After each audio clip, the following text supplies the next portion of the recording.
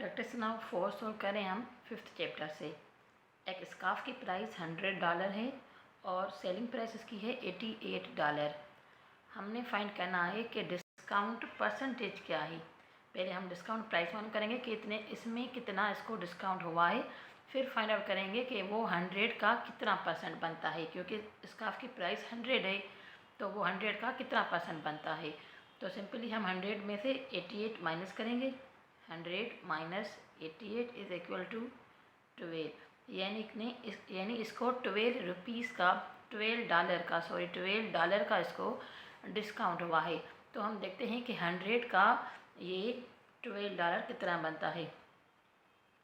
तो क्या करेंगे, 12 आवर ये इसकी कॉस्ट प्राइस है मल्टीप्लाई बाय 100 जो कि परसेंटेज के लिए यूज़ होता है। ये 100 कॉस्ट प्राइस है और ये 100 हम परसेंटेज के लिए लगाते हैं। तो ये दोनों आपस में सॉल्व हो जाएंगे, कैंसिल हो जाएंगे, बाकी रह जाएगा हमारे पास 12। तो 12% ही इसका डिस्काउंट है। डिस्काउंट परसेंटेज जो है वो इसकी 12% है। सीधी सी बात है, अगर कोई चीज़ हम 100 रुपये में ले रहे हैं और उसको 88 में बेच रहे हैं तो 12% का या तो हमने उसको डिस्काउंट दिया है या 12% हमारा उसमें लॉस है। इसी 4th क्वेश्चन का हम पार्ट 2 सॉल्व कर रहे हैं, जिसमें एक वॉशिंग मशीन की मार्क प्राइस है $600। मार्क प्राइस है ये $600 जो कि उस पर लिखी हुई होती है। उसके बाद इसने डिस्काउंट पे भेजी है डिस्काउंट परसेंटेज 6%, यानी कि 6% उसमें डिस्काउंट या सेल जिसे कहा जाए वो लगा हुआ है। तो फाइनली सेल प्राइस क्या होगी, यानी कि सेलिंग प्राइस 6% डिस्काउंट के बाद सेलिंग प्राइस क्या बनेगी, ये हमने फाइंड करना है। तो हम पहले देखते हैं कि 600 का 6% कितना होता है। सिंपल सा क्वेश्चन है ये। 600 multiply by 6%, 1 time 6 time is equal to $36, यानी कि 600 का 6% बनता है 36। अब अगर ये $36 बन रहे हैं और जो मार्क प्राइस है वो 600 है, तो 600 में से हम $36 माइनस करेंगे, बाकी रह जाएगा हमारे पास $564, यानी कि सेलिंग प्राइस जो बनेगी वो होगी $564। 6% डिस्काउंट के बाद जो सेलिंग प्राइस बनेगी वो बनेगी $564। प्रैक्टिस नाउ 5 सोल्व कर रहे हैं हम। सेलिंग प्राइस है एक लैपटॉप की $1274।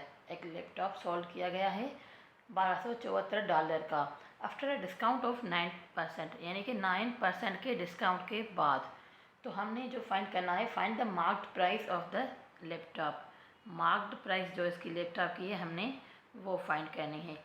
अब हम देख सकते हैं 9% काटने के बाद ये 1274 बन रहा है, यानी कि ये जो वैल्यू है ये 91% है ओरिजिनल वैल्यू की।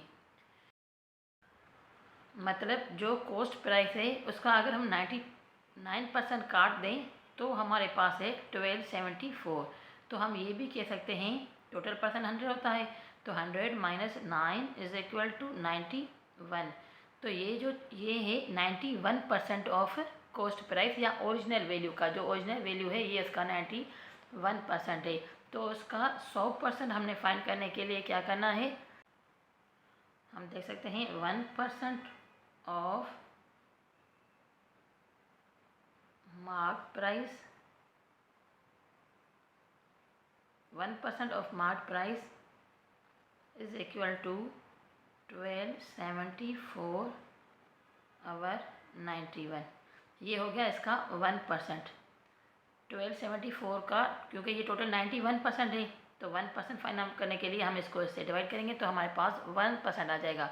लेकिन अगर 100% हमने इसका फाइंड करना है तो क्या होगा, 100 मल्टीप्लाई बाय 1274 और 91। अब हमें मिलेगा इसका 100%, क्योंकि 1% अगर हम इसको इससे डिवाइड करें तो हमारे पास 1% आ जाता है, और जो 1% आता है उसको हम 100 से मल्टीप्लाई करें तो हमारे पास 100% आ जाए। तो अब हम इसको सॉल्व करते हैं। 1274 को 91 से डिवाइड कर रहे हैं तो आ रहा है हमारे पास ये 14। अच्छा 14 को 100 से, फिर 1400, जो मार्केट प्राइस इसकी होगी वो होगी $1400। अब इसी का पार्ट 2 है जिसमें हमें कहा गया है if a 5% discount is given on the market price, यानी कि 5% हम डिस्काउंट देते, 4% जो बाद में दिया है उससे पहले अगर हम 5% उसको दे देते और बेच देते तो भी क्या सेल प्राइस 1274 ही होती, और ये हमने वर्क क्लियरली करके देना है। तो सबसे पहले हम देखते हैं 1400 जो उसकी कॉस्ट प्राइस थी, तो उसका पहले 5% हम फाइंड आउट करेंगे। तो ये हो गया 5/100 मल्टीप्लाई बाय 1400। ये इसका हम 1400 का 5% मालूम करने जा रहे हैं। तो ये 1 टाइम 100, ये 14 टाइम इज इक्वल टू 70, मतलब 1400 का 5% बनता है 70।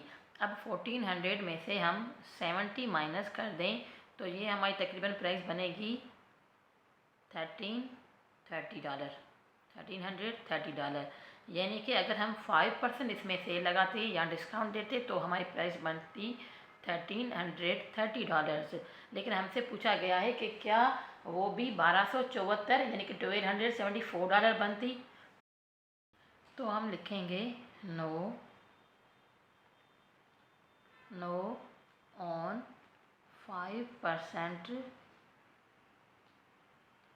discount the price would be $1330. Thanks for watching. Please subscribe my channel and keep watching.